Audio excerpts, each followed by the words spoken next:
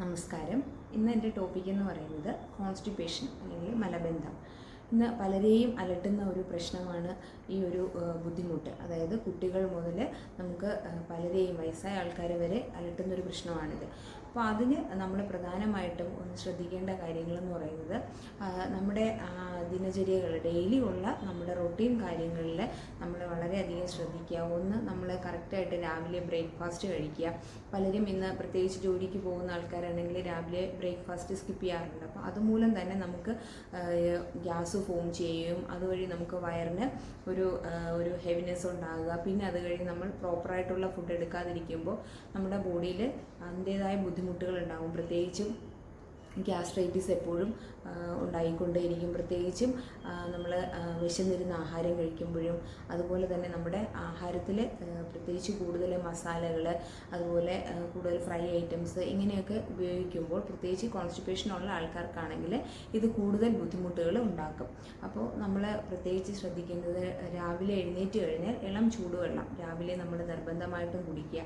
അതുപോലെ തന്നെ നമ്മുടെ ആഹാരത്തിൽ ഇലക്കറികൾ നന്നായിട്ട് ഉപയോഗിക്കുക. അതുപോലെ തന്നെ നമ്മുടെ കൂടുതലും ഫ്രൂട്ട്സ് ഐറ്റംസ്, അതായത് വാട്ടർ കണ്ടൻറ്റ് കൂടുതലായിട്ടുള്ള നമ്മുടെ തണ്ണിമത്തൻ, അതുപോലെ തന്നെ ഇങ്ങനെ വരുന്ന ഫ്രൂട്ടുകൾ കഴിക്കുകയാണെങ്കിൽ നമ്മൾ അതുപോലെ സാലഡ്, വെള്ളരി, അതൊക്കെ നമ്മൾ ആഹാരത്തിൽ ഇൻക്ലൂഡ് ചെയ്ത് കഴിക്കുക. അപ്പോൾ ഇതൊക്കെ കഴിക്കുകയാണെങ്കിൽ തന്നെ നമുക്ക് കൂടുതൽ ബുദ്ധിമുട്ടുകൾ കുറയ്ക്കാനായിട്ട് സാധിക്കും. അതുപോലെ തന്നെ ഓട്സ് കൂടുതൽ ഫൈബർ കണ്ടൻ്റ് ഉള്ളതാണ്. അപ്പോൾ അതും നമ്മൾ രാവിലെയോ അല്ലെങ്കിൽ ഈവനിങ്ങിലോ അതൊരു ഓട്സ് കൂടി നമ്മുടെ ആഹാരത്തിൽ, അത് നമുക്ക് ഓട്സ് കാച്ചി കുടിക്കുന്നതോ അതല്ലാന്നുണ്ടെങ്കിൽ ഇപ്പോൾ എന്തെങ്കിലും ഫുഡായിട്ട് ഉണ്ടാക്കി കഴിക്കുന്നതോ ഒക്കെ ഏറ്റവും നല്ലതാണ്. അതുപോലെ തന്നെ നമ്മുടെ എന്താ പറയുന്ന ഫൈബർ കണ്ടൻറ്റ് വരുന്ന ഏത് ആഹാരസാധനങ്ങളും, ഇപ്പോൾ പലരും ചിയ സീഡ്, ഫ്ലെക്സ് സീഡ് ഇങ്ങനെയുള്ളതൊക്കെ ഉപയോഗിക്കാറുണ്ട്. ഇതും നമുക്ക് കോൺസ്റ്റിപ്പേഷനൊക്കെ കുറയ്ക്കാനായിട്ട് സാധിക്കുന്നതാണ്. ഇതിൻ്റെ പ്രധാനം എന്ന് പറയുന്നത് നമ്മൾ ധാരാളം വെള്ളം കുടിക്കുക. അതുപോലെ തന്നെ നമ്മൾ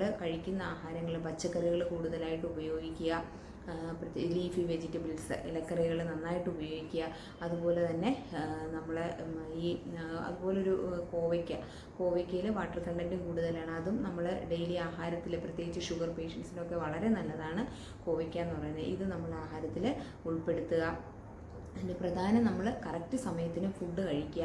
നമ്മൾ ആഹാരം കഴിക്കാതിരിക്കുമ്പോൾ തന്നെ നമുക്ക് വയറിൽ ഗ്യാസ് ഫോം ചെയ്യും. അതുപോലെ നമുക്ക് അങ്ങനെ ഫോം ചെയ്ത ശേഷം പിന്നെ നമുക്ക് ഈ ബുദ്ധിമുട്ട് ഉണ്ടാകുമ്പോൾ നമുക്ക് തലവേദന, അതുപോലെ തന്നെ നമുക്കൊരു വോമിറ്റിംഗ് സെൻസേഷൻ ഉണ്ടാകുക, ഇങ്ങനെയുള്ള അസ്വസ്ഥതകൾ നമ്മളെ അലട്ടിക്കൊണ്ടേയിരിക്കും. അപ്പോൾ അതിന് നമ്മൾ നിർബന്ധമായിട്ടും വെള്ളം കുടിക്കുന്നതും അതുപോലെ നമ്മുടെ ഡെയിലി ആഹാര ക്രമം കറക്റ്റായിട്ട് തന്നെ നമ്മൾ ആഹാരം കഴിക്കാനായിട്ടും ശ്രദ്ധിക്കുക. അപ്പോൾ ഇതൊക്കെ നമുക്ക് പ്രത്യേകിച്ച് കൊച്ചു കുട്ടികൾക്കൊക്കെ ആണെങ്കിൽ നമ്മൾ ഇളം ചൂടുവെള്ളം കൊടുക്കുകയാണെങ്കിൽ നമുക്ക് അവർക്കത് മോഷണം പോകാനായിട്ട് വളരെ പ്രത്യേകിച്ച് സ്കൂളിൽ പോകുന്ന കുട്ടികൾക്കൊക്കെയാണ് ഈ ബുദ്ധിമുട്ടുകൾ ഉണ്ടാക്കുന്നത്. അപ്പോൾ കൂടുതൽ അതുപോലെ തന്നെ നമ്മൾ പാല് കൂടുതലായിട്ട് കൊടുക്കുകയാണെങ്കിൽ അത് നമ്മളൊന്ന് കുറയ്ക്കുക. കാരണം പാല് കൂടുതൽ കൊടുക്കുമ്പോഴും നമുക്ക് ഈ ബുദ്ധിമുട്ടുകൾ ഉണ്ടാകാം. അതായത് നമുക്കതിൽ കൂടുതൽ അല്ലെങ്കിൽ വെള്ളം കൂടുതലായിട്ട് ഉപയോഗിച്ചിട്ട് കൊടുക്കുക.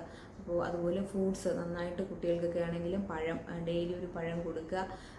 അതൊക്കെ നമുക്ക് ഈ ഒരു ഫൈബർ കൂടുതൽ ചേരുന്ന ആഹാരങ്ങൾ കഴിക്കുമ്പോൾ നമുക്ക് ഈ ഒരു ബുദ്ധിമുട്ട് കുറയ്ക്കാനായിട്ട് സാധിക്കും. അതല്ലാന്നുണ്ടെങ്കിൽ പിന്നെ നമ്മൾ ഓവർ സ്ട്രെയിൻ കൊടുക്കുകയും അതുവഴി നമുക്ക് പല കോംപ്ലിക്കേഷൻസ്, ബുദ്ധിമുട്ടുകൾ ഉണ്ടാകാനുള്ള ചാൻസ് വളരെ കൂടുതലാണ്.